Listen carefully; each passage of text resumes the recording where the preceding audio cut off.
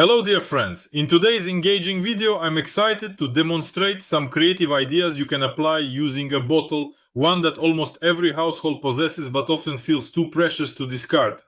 This particular bottle, which I've cherished for several years, is not just an ordinary object but a true piece of art. But there is nowhere to apply it either, and today I want to show you one of the ways where you can use such a bottle and what you can do with it.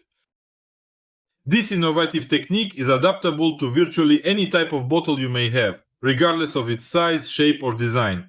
Now, as we proceed with the project, I'll require a specific wooden piece like this one. However, the type of wood doesn't particularly matter.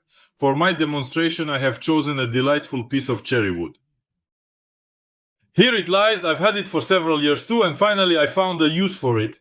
Love's a game, I'll shoot my shot. Breathe you in.